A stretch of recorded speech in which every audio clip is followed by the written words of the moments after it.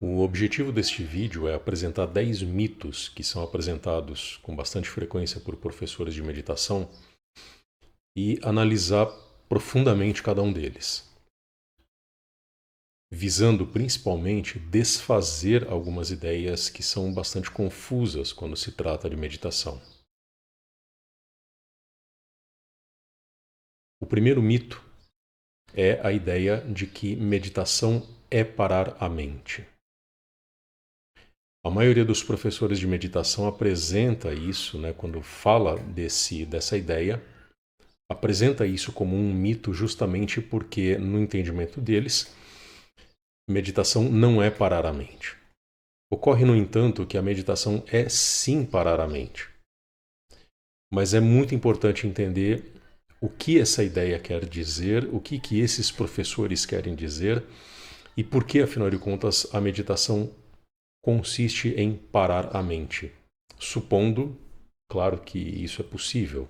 Num primeiro momento, é importante observar o seguinte: essa ideia de que a meditação não é parar a mente é apresentada desta forma principalmente como forma de não desanimar iniciantes, as pessoas que estão começando a se aproximar da meditação e que, por serem leigas, por nunca terem se aproximado da meditação, por terem dificuldades em lidar com as manifestações mentais, acreditam que parar a mente é algo impossível.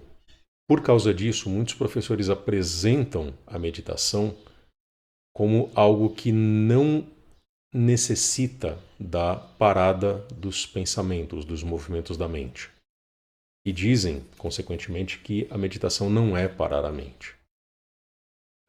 Então tem um lado comercial nessa explicação, tem um lado meio marqueteiro nessa explicação, como forma de garantir que as pessoas não desanimem, como forma de garantir que as pessoas possam realmente se aproximar da meditação sem o receio de serem obrigadas a parar a mente ou sem que elas precisem ser desafiadas a parar a mente.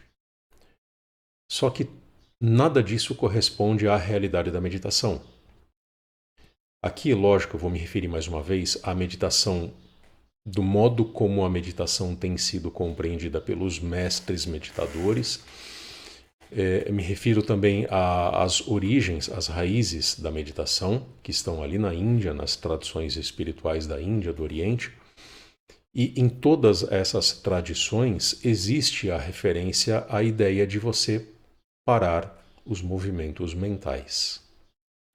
Claro que isso está associado a uma prática muito profunda, a uma prática já de muitos anos. Então, depois de se desenvolver, de se aprofundar, de se tornar um grande meditador, a pessoa consegue de fato chegar àquilo que se chama de parada dos pensamentos.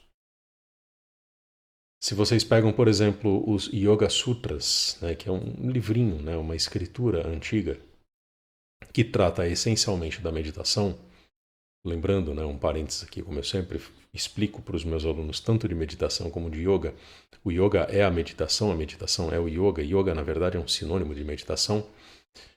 A gente encontra nesse livrinho do indiano Patanjali, um mestre antigo, a gente encontra nas páginas deste livro a explicação explícita de que meditação consiste em parar os pensamentos. Segundo verso desse livrinho, dos Yoga Sutras, ele diz: yoga é a interrupção dos movimentos da mente, só. E aí, ao longo das páginas dessa escritura, desse livro, esse autor, o Patanjali, ele vai explicar justamente como é que se chega a isso. Você começa observando questões éticas, questões morais, questões de comportamento, Depois você realiza uma sadhana, uma prática dividida em alguns passos. Entre eles, você tem que educar sua postura, você tem que educar sua respiração, você tem que buscar o silêncio em tudo aquilo que você faz, e aí você realiza a prática da meditação, que começa com a introspecção, depois passa para um exercício de concentração, depois passa para um exercício, uma prática de concentração sem esforço e, no último estágio, entra naquilo que se chama de meditação profunda, que é o que leva à parada dos pensamentos, à parada dos movimentos mentais. Então, sim, a meditação é parar os pensamentos.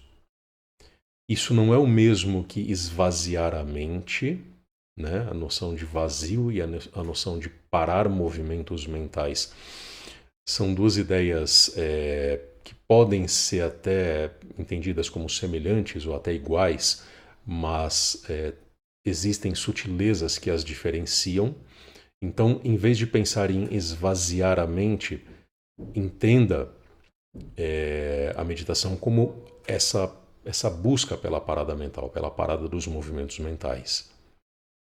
Em resumo, a meditação é sim parar a mente. Claro que para a maioria das pessoas, né, pessoas que, mesmo as pessoas que estão habituadas com a meditação não vai ser a parada dos pensamentos. Mas isso é a meta original. Esse é o objetivo essencial da meditação. Levar o indivíduo a parar os próprios pensamentos. Muitas pessoas dizem que isso não é possível, inclusive esses professores que perpetuam essa ideia de que meditação não é parar a mente, ou seja, apresentam a ideia de que é um mito você dizer que meditação é parar a mente, né? Parar os movimentos mentais. No entendimento desses professores, isso também é impossível. Né? Para eles também isso é impossível, porque eles próprios muitas vezes não realizam a meditação da forma correta, da forma como tem que ser, não se empenham nessa busca da parada mental e acreditam que aquela sensação agradável, né, aquele relaxamento mental que é a prática que eles realizam é suficiente. Aquilo já é a meditação. Ok, isso já é a meditação, mas é o comecinho da meditação. Vocês pegam, por exemplo, mindfulness, pegam meditações guiadas. Tem vários vídeos meus em que eu explico, que eu falo dessas técnicas, né? Essas práticas, essas técnicas já são formas de meditação. Mas, na maioria dos casos, elas acabam ficando limitadas à condição de preparações mentais para a meditação, sem chegar a ser meditação efetivamente. Então é muito importante ter clareza em relação ao que você está fazendo, em relação ao que você está buscando, em relação ao seu entendimento a respeito da meditação.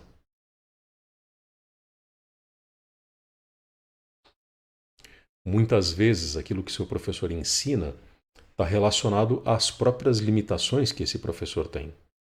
Está relacionado ao tipo de prática que ele próprio desenvolve para si mesmo. Sem que haja aí uma relação entre esse ensinamento e aquilo que a meditação de fato é. E quando eu digo o que a meditação de fato é, eu me refiro justamente ao que a meditação é para os mestres, aquilo que a meditação é para os criadores da meditação, aquilo que a meditação é nas tradições meditativas. Então não percam a conexão em relação a esses conhecimentos. Busquem esses conhecimentos. O segundo mito muito comum, muitos professores de meditação apresentam como um mito, ou seja, uma ideia que é um pouco equivocada, é a ideia de que a pessoa precisa meditar pelo menos 30 minutos todos os dias. Quando esses professores apresentam essa ideia, eles dizem, você não precisa meditar 30 minutos todos os dias. Se você meditar 5 minutos por dia, já está bom. Ou, de repente, 10 minutos, ou 2 minutos. Se vocês pegam, por exemplo, práticas como mindfulness, no mindfulness é muito comum se falar de práticas muito curtas, né? 2 minutos de meditação, 5 minutos de meditação, e muitos professores de meditação acabam seguindo esse entendimento que é muito moderno, que é muito contemporâneo. que é muito atual. Essa ideia de que isso seria um mito, ou seja, essa necessidade de meditar longamente, essa necessidade não existiria, né? Na verdade existe. Na verdade, não se trata de um mito. Na verdade, você meditar cada vez mais, ou seja, suas sessões de meditação, suas práticas de meditação precisam durar o máximo possível, isso é uma recomendação bastante presente nas tradições meditativas e algo que realmente vai ajudar as pessoas a se tornarem grandes meditadores. Então, na verdade, você precisa meditar, não digo pelo menos 30 minutos todos os dias, porque o tempo de duração da sua prática de meditação depende muito de quem você é, de onde você está, de quando você começou a meditar. Então, você precisa respeitar os seus limites, a sua condição, mas ao mesmo tempo você precisa também buscar sessões de meditação cada vez mais longas. Se você conseguir chegar a meditar 30 minutos todos os dias, pelo menos 30 minutos, ótimo, maravilhoso. Se você consegue passar a 1 hora todos os dias, melhor ainda. Porque quanto mais tempo você se expuser à prática de silêncio, melhor. Melhor para você se tornar um grande meditador, melhor para você realmente vivenciar esse silêncio, melhor para você estabelecer uma conexão, uma intimidade com o silêncio. Só para aprofundar um pouco mais essa explicação, é importante a gente lembrar que em muitas tradições hindus, né, então principalmente as tradições relacionadas ao yoga, a meditação é entendida em 3 momentos: o momento da concentração, o momento da concentração sem esforço e o momento da dissolução, ou do êxtase, ou da meditação profunda, né? Tem vários nomes diferentes. O que faz com que a pessoa passe de um estágio a outro não é outra coisa senão a prática. É por meio da prática continuada, da prática persistente, que a pessoa vai passar da concentração simples para uma concentração sem esforço. Aquela ideia de que agora a meditação ficou agradável, agora eu quero meditar.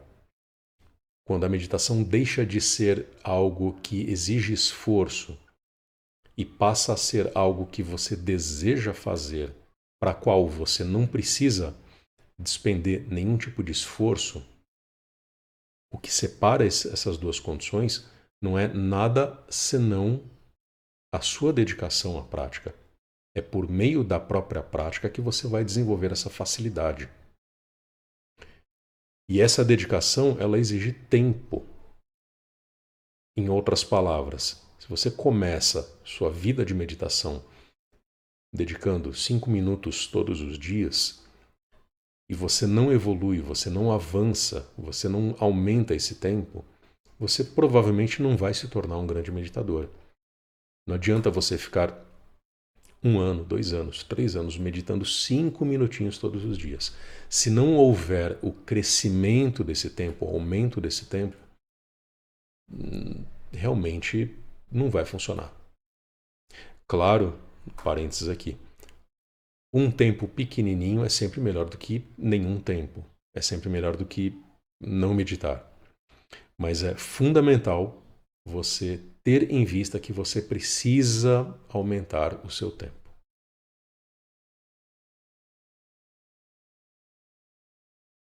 Outro mito muito comum, ou pelo menos uma ideia que é apresentada como mito, é a ideia de que só existe um jeito de meditar. Eu vejo em redes sociais principalmente, enfim, aulas e tudo mais, quase todo professor vai dizer: existem inúmeros jeitos de meditar, cada um medita como quiser. Eu estou ensinando esta técnica, mas você pode fazer suas adaptações, e vão insistir que essa ideia de que só existe um jeito de meditar é um mito, é algo que você não precisa com que você não precisa se preocupar. Acontece que realmente só existe um jeito de meditar. Essa ideia está certa.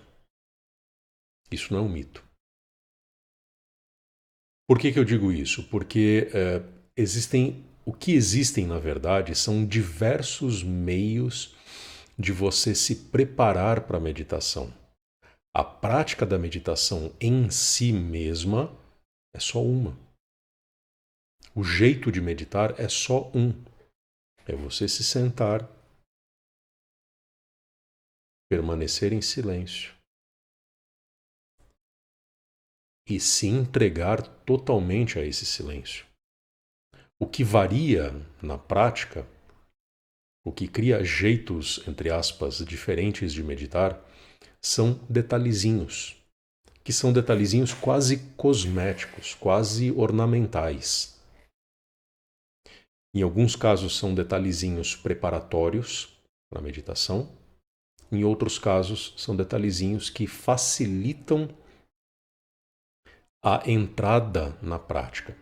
Por exemplo, muitas vezes o que variam são os detalhezinhos utilizados tanto como preparação para a meditação, como para a entrada na prática da meditação. Quando você está se acomodando ali, você está fazendo a transição entre esse estado do dia a dia e o estado da meditação, você adota certos detalhezinhos, certas técnicas, certas acomodações corporais e mentais e respiratórias que facilitam a entrada na meditação. É isso que varia. Muitos de vocês devem ter visto, por exemplo, pessoas que se sentam em postura de lótus, também conhecido como Padmasana. Essa postura ela é bastante tradicional, né, bastante utilizada no Oriente. Eu tinha o costume de usar essa postura com bastante frequência até passar por uma lesão no joelho. E, enfim, ela proporciona uma acomodação, um assentamento que estabiliza muito facilmente, muito profundamente o corpo. E por meio da estabilização corporal você consegue meditar com mais facilidade, você consegue se entregar ao silêncio com mais facilidade. Outro detalhe que é utilizado também, por exemplo, posição das mãos. Né? Muitas pessoas usam, né, a famosa mãozinha de meditação, né, como eu já expliquei em outros vídeos meus.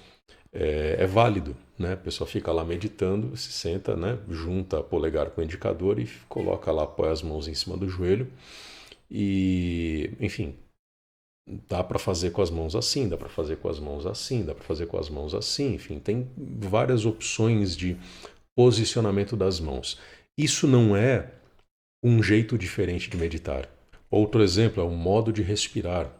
Muitas pessoas, quando se sentam para meditar, começam a contar as respirações. Observa o movimento de entrada do ar, observa o movimento de saída do ar, conta os segundos para realizar uma inspiração que tenha a mesma duração da expiração, ou modula isso de acordo com uma outra frequência. São jeitos de respirar. São jeitos diferentes de respirar, não são jeitos diferentes de meditar.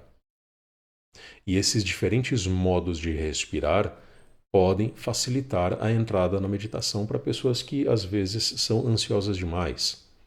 Então, o que muda nunca é o modo de meditar, nunca é a prática da meditação, nunca é a técnica da meditação, mas sim detalhes que podem facilitar tanto a preparação como aquela transição entre a vigília, né, o estado de atenção plena, e o estado de meditação.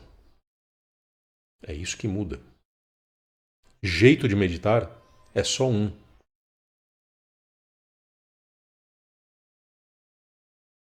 Outra ideia que é apresentada como mito pela maioria dos professores é a ideia de que você precisa de silêncio absoluto para meditar. Quando a gente pesquisa esse assunto, quando a gente se depara com esse tema, com esse tópico no estudo da meditação, muitos professores vão dizer, olha, você não precisa de silêncio absoluto.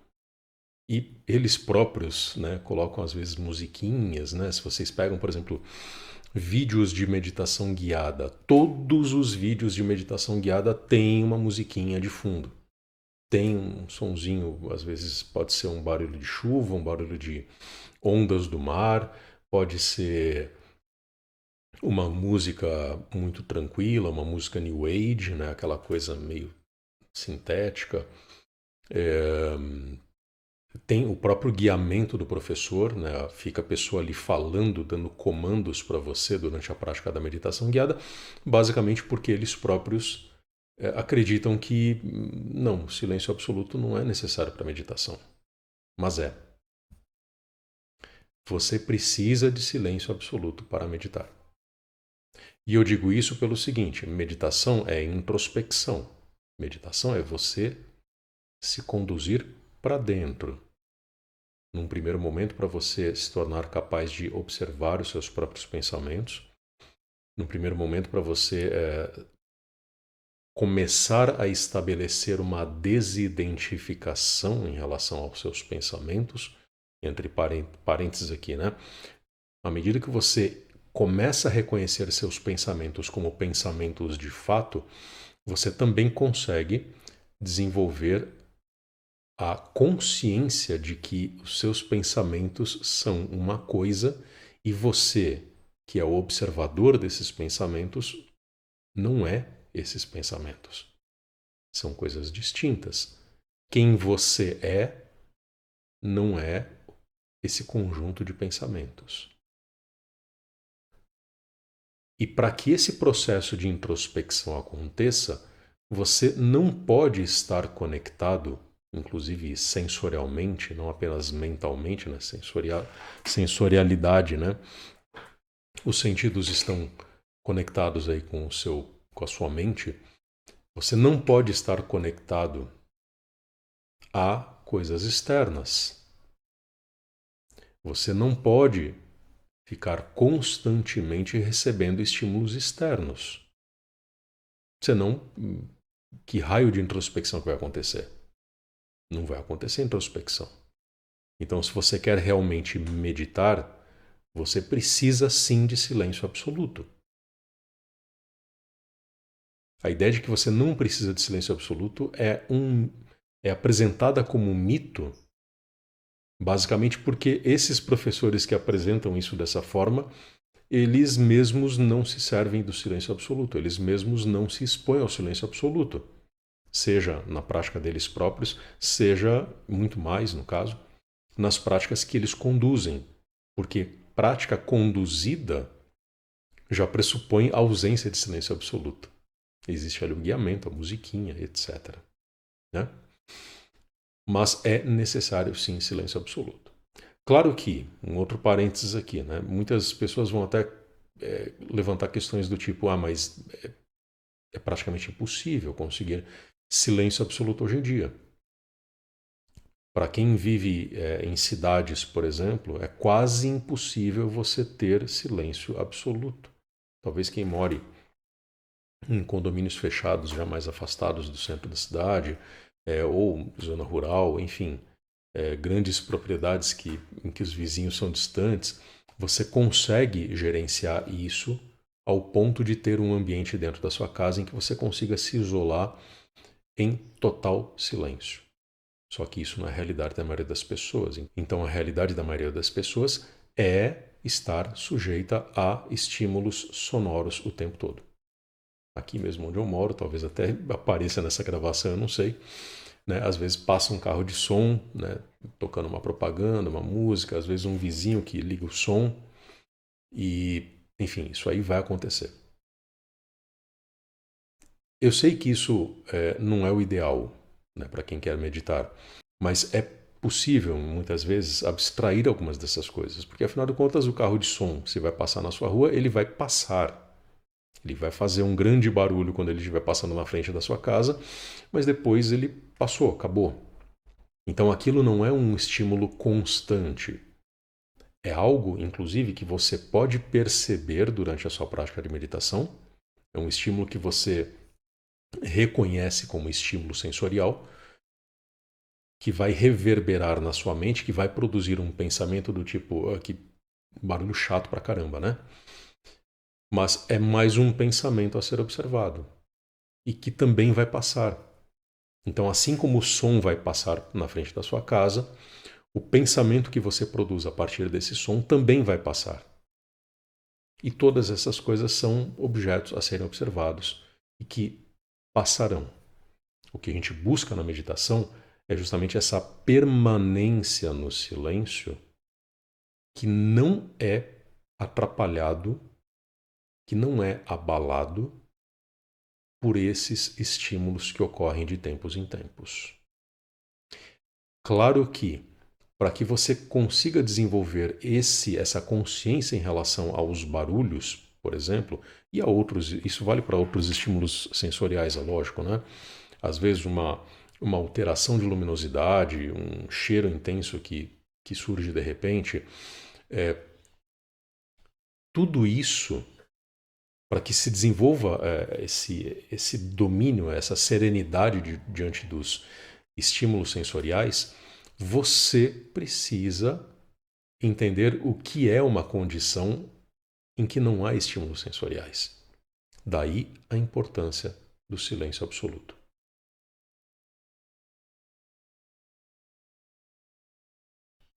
Você precisa de anos de prática para começar a ver os resultados. Muitos professores da atualidade também apresentam isso como se fosse um mito. Ou seja, eles entendem e ensinam que, na verdade, você não precisa de muitos anos de prática para começar a ver resultados.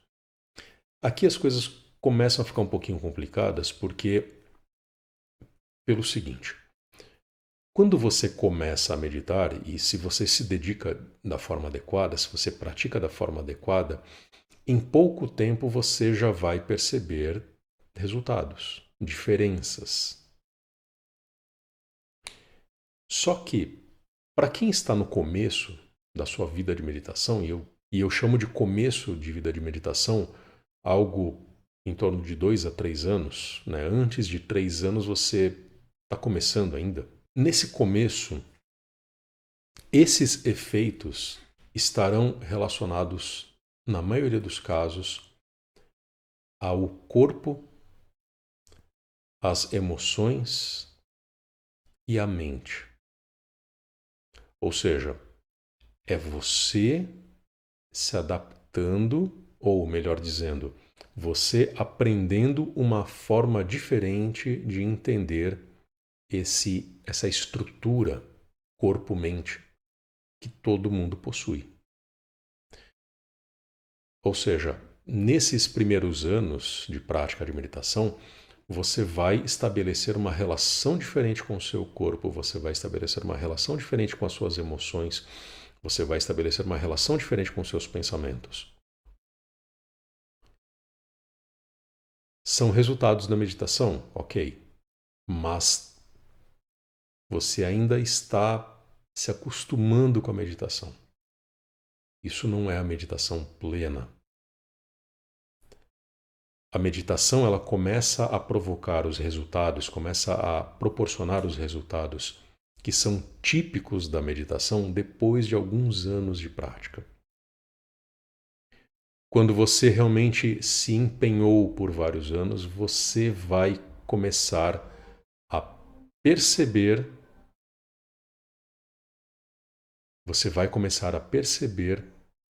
o silêncio com S maiúsculo.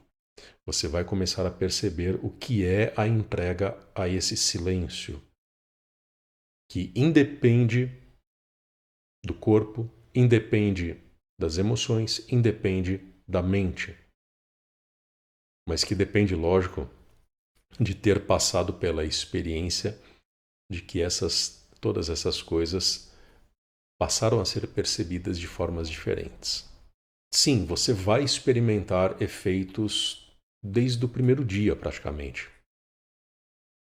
O seu primeiro dia de meditação já vai trazer insights, vai trazer percepções bastante interessantes e importantes. Mas o entendimento profundo dos efeitos da meditação eles acontecem depois de muitos anos de prática. E à medida que você se perpetua na meditação, à medida que você persevera na prática da meditação e alonga isso por mais muitos anos, você vai perceber mais e mais efeitos.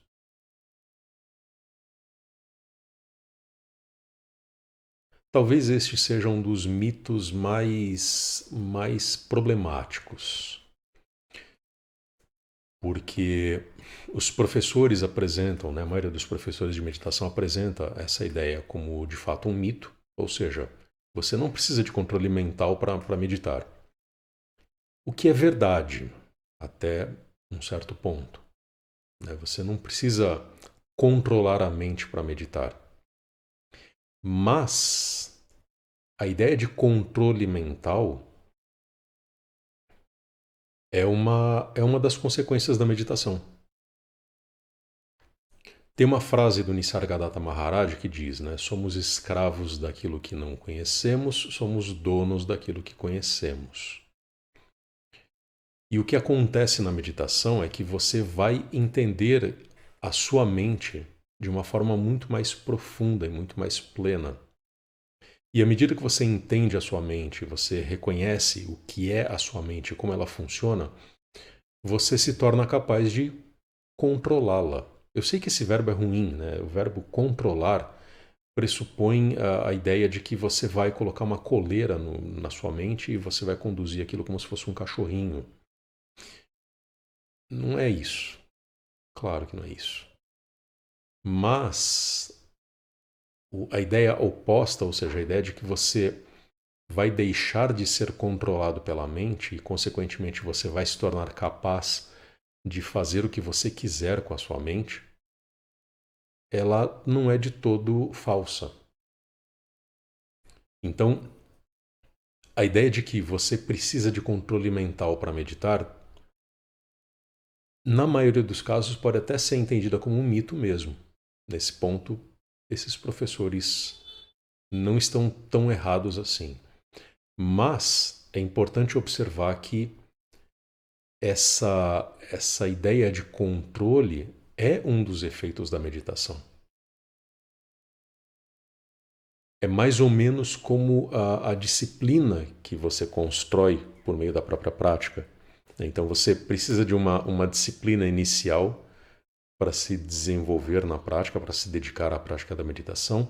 E à medida que você se dedica à prática da meditação, você vai intensificando essa disciplina, você vai se tornando cada vez mais disciplinado, ao ponto de que você vai precisar de cada vez menos esforço para se colocar na prática da meditação e obter os resultados esperados.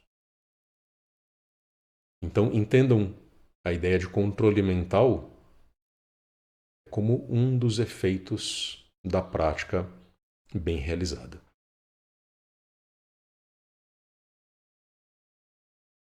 Meditação desenvolve poderes extrasensoriais, como, por exemplo, ver a aura, ter poderes de clarividência, né, para prever o futuro, enfim. Muitos professores apresentam isso como um mito, né? Dizem assim, não, meditação não tem nada a ver com poderes extrasensoriais, você não vai começar a ver seres de outro planeta ou vai conversar com os mortos, vai ter insights a respeito do futuro, você vai pensar em coisas que vão acontecer logo em seguida. Aqui as coisas podem ficar um pouco engraçadas, porque, inclusive, tem um vídeo meu em que eu falo disso, né?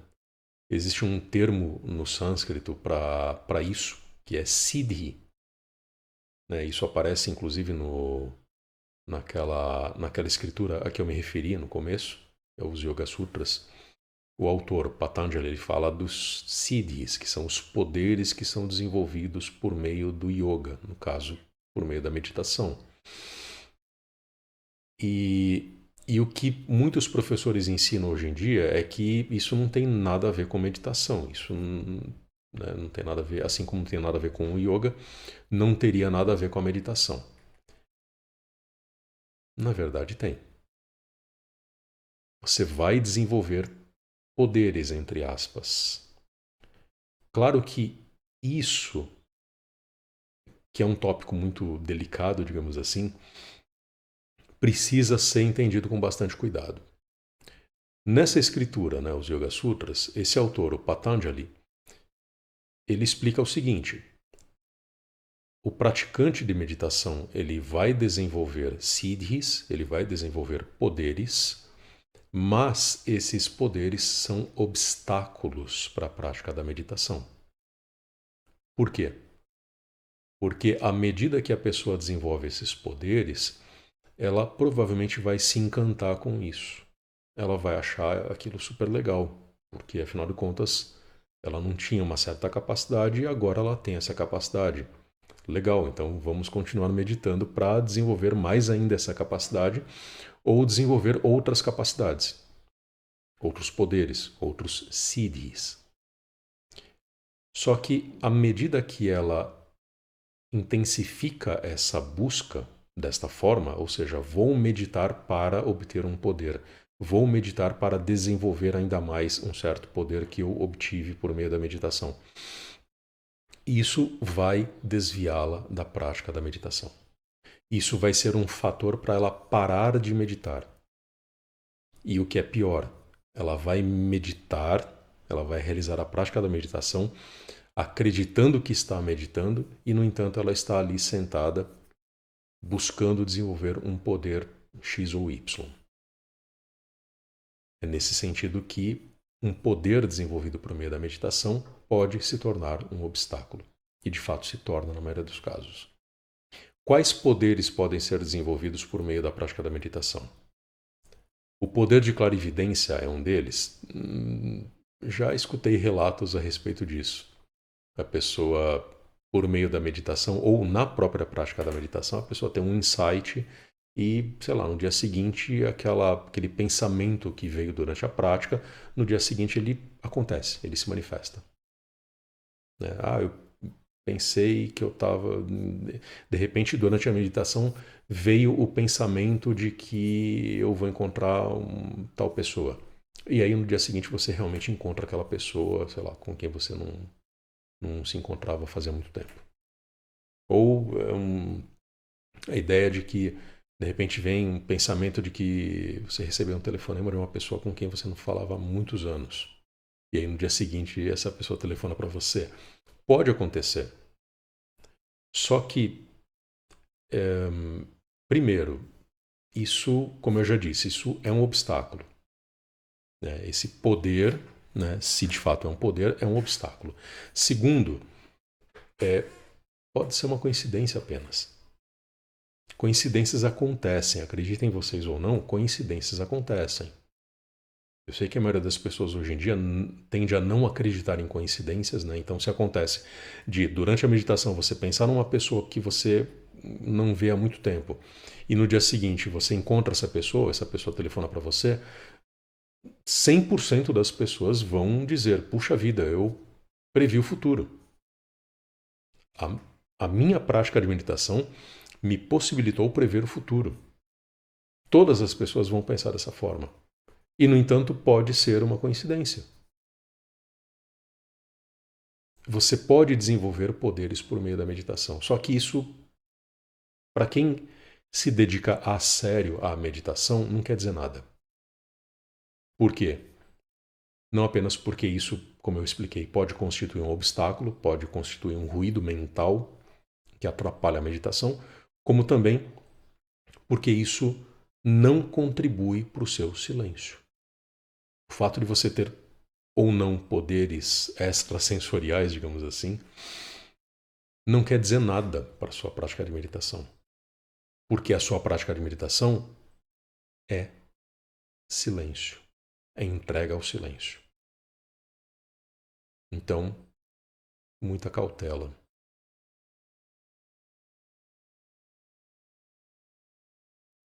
Este mito ele é muito parecido com alguns de que eu já falei.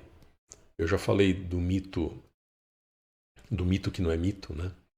De que você precisa meditar bastante, que você precisa meditar por muito tempo, por muitos anos. Muitos professores apresentam essas ideias dizendo que você não precisa meditar vários anos para chegar num bom nível, que você pode meditar 5 minutinhos.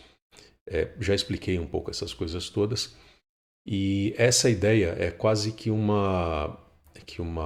resumo de alguns desses mitos que eu expliquei anteriormente. Ou seja, todo professor vai dizer para você, olha, é fácil meditar. Meditação não é difícil, é o que eles vão dizer. Querendo explicar que a ideia de que meditação é algo muito difícil é um mito, enfim.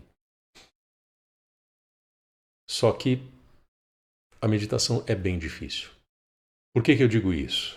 Não apenas porque a meditação é difícil em si, ou seja, ela traz uma série de dificuldades que estão relacionadas à própria natureza da prática e às próprias origens dessa prática, que vem de tradições espirituais muito sólidas, muito fortes.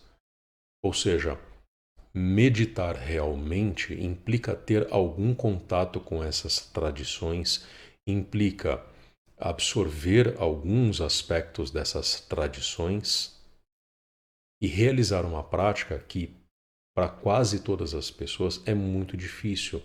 Porque se a meditação é entrega ao silêncio, e a natureza da maioria das pessoas é ter aversão ao silêncio, então é super difícil meditar.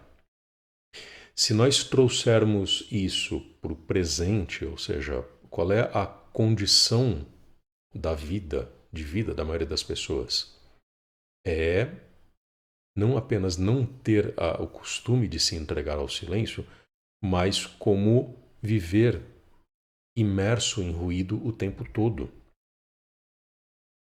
Ao ponto de, como eu já expliquei, ter aversão ao silêncio. As pessoas não gostam do silêncio, as pessoas não querem se entregar ao silêncio. Em outras palavras, a natureza da maioria das pessoas é não apenas viver no ruído, mas ser ruído o tempo todo. Consequentemente, para quem vive no Ocidente, século XXI, é dificílimo meditar. É muito difícil. E, no entanto, muitos professores dizem que não, dizem que essa ideia é um mito. Né? É mito que meditar é difícil. Não, meditar é super fácil, é o que eles falam. Mas não é. Não é justamente por causa disso. As pessoas estão mergulhadas no ruído, as pessoas não conseguem vislumbrar uma vida que não seja barulho. Não conseguem vislumbrar uma vida que não seja estímulo sonoro, principalmente, né, mas estímulos sensoriais o tempo todo. Tira o celular da mão de uma pessoa, ela vai começar a suar frio. Ela vai se sentir nua.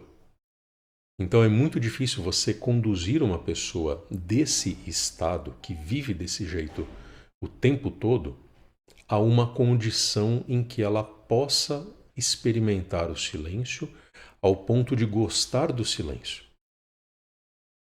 É dificílimo isso.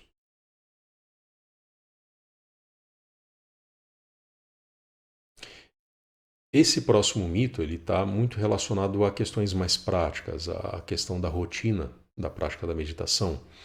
E o que muitos professores ensinam é que você pode meditar em qualquer horário. Medite quando você puder.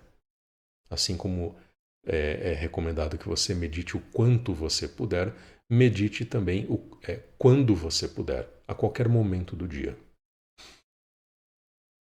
E eles dizem que é um mito essa ideia de que você precisa meditar sempre no mesmo horário. Não é.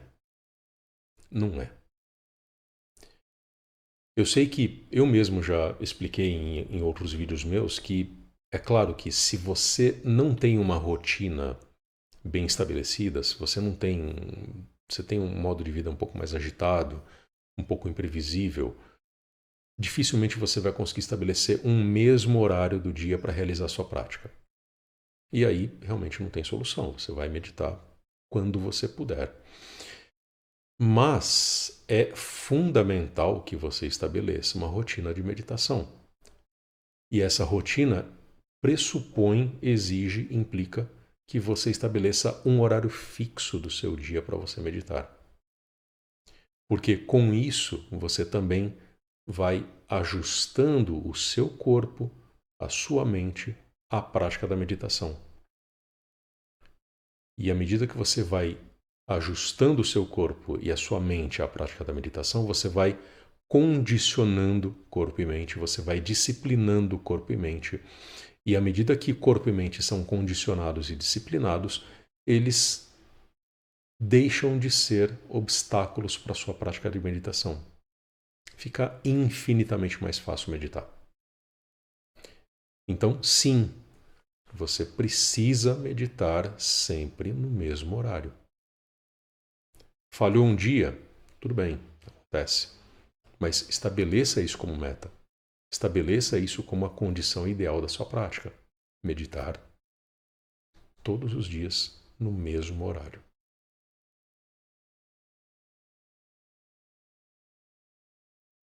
Para fechar essa lista, talvez o mais controverso de todos. Meditação é uma prática religiosa. E aí, realmente, 99,9% dos professores vai dizer: isso é um mito. Meditação não tem nada a ver com religião. Meditação não é uma prática religiosa definitivamente. É o que eles vão dizer. Só que a realidade é um pouco diferente. A meditação nasce dentro de uma tradição espiritual que pode ser entendida como uma tradição religiosa. E aqui, é claro, as coisas vão ficar muito complicadas porque muita gente vai dizer: uma tradição espiritual não é necessariamente uma religião. Religião é essa coisa chata e abjeta de pedir dízimo, de ficar doutrinando crianças desde cedo, enfim, de pastores de caráter questionável. Essa é a visão que a maioria das pessoas tem quando escutam a palavra religião. E quase todo mundo hoje em dia torce o nariz, porque muitas pessoas, inclusive, hoje em dia, têm o costume de dizer: eu não sou, eu não faço parte de nenhuma religião, eu não sou religioso, mas eu sou espiritualizado. O que é uma bobagem imensa, diga-se de passagem. Ou eu sou agnóstico, eu não sou ateu, enfim. É uma bagunça muito grande, né? Quando se trata de entender o que é religião, entender o que são tradições espirituais.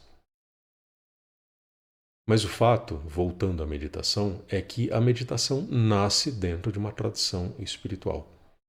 Essa tradição espiritual, ela assume a forma de uma religião em certos momentos da história da civilização, em certos lugares. Pode até ser correto dizer que a meditação não é uma prática religiosa, mas é uma prática que está imersa nas religiões. É uma prática que está conectada com quase todas as religiões sérias. Todas as religiões sérias têm práticas meditativas. Todas as religiões sérias vão ter alguma prática de silêncio. E essa prática de silêncio é a base de quase tudo que se faz nessas religiões. Eu sei que isso está muito diluído hoje em dia, principalmente para as religiões mais populares, né? Então, por exemplo, se você for acompanhar um culto evangélico, por exemplo, provavelmente você não vai vivenciar momentos de silêncio profundo. Pelo contrário, é muito comum em algumas religiões de raiz protestante ter muita cantoria, às vezes muita gritaria, né? Enfim, ou seja, o silêncio não é tão comum assim para as religiões mais populares. Mas se você se aprofundar naquela religião, ou se você buscar a raiz de muitas dessas religiões, você vai ver que a maioria tem o silêncio como um elemento muito forte. Seja um elemento ritualístico, ou seja, o silêncio ele realmente faz parte do rito daquela religião, ou ainda o silêncio é a condição fundamental para que a pessoa consiga se dedicar àquela religião. Por exemplo, uma vida de oração não acontece sem uma vida de silêncio. É até curioso que tantas religiões apelem hoje em dia para músicas, cantorias, gritarias, entendendo que uma vida de oração depende de uma vida de meditação, depende de uma vida de silêncio. Mas para tentar resumir e fechar esse último ponto, a meditação tem uma dimensão religiosa muito importante. E aqui eu estou entendendo religião tendo em vista a sua raiz original. Na verdade, são duas raízes, né? Até hoje não se sabe exatamente qual é a raiz a raiz verdadeira para a palavra religião. Existem duas interpretações que são duas leituras etimológicas que são as mais comuns. A primeira é a ideia da religião como religare, ou seja, você reconectar-se com Deus, a reconexão do homem com Deus. E existe também a noção de religião como relegere, ou seja, fazer a releitura de ideias que vêm se perpetuando ao longo dos séculos. Ou seja, manter viva uma tradição, manter vivo um conjunto de conhecimentos. Isso faz parte de todas as religiões. Todas as religiões têm um conjunto de dogmas, têm as ideias fundamentais, têm as ideias essenciais. No caso da religião católica, por exemplo, você tem os sacramentos que precisam ser cumpridos. Essa ideia de relegere, de você retomar esse conhecimento e mantê-lo vivo o tempo todo, isso está na base de todas as religiões. Então, seja um religare, seja um relegere, a meditação ela participa dessas duas coisas. Ela está permeando tudo isso. Porque realizar essas coisas de uma forma verdadeira, profunda, como a maioria das religiões sérias propõe, depende de você ter uma prática de silêncio consistente. Depende de você ter um nível de autoconhecimento, de autoconsciência que só se obtém por meio da meditação. O que, no fim das contas, quer dizer que a meditação, sim, tem um lado espiritual e religioso fortíssimo. E é isso. Chegamos aí ao final da nossa lista de 10 mitos que, na verdade, não são mitos, né? Tem um fundo de verdade bastante importante. Se você lembrar de algum que eu não tenha mencionado aqui, deixa no comentário. De repente eu faço um segundo vídeo, né, tratando de algumas dessas ideias que são muito populares hoje em dia entre os professores de meditação e que são disseminadas aí para todos os praticantes de meditação. E se tiver interesse em se aprofundar na meditação, se iniciar e se aprofundar, dá uma olhada no meu site, veja o meu curso de meditação, deixa um comentário também. E é isso. Obrigado e até a próxima.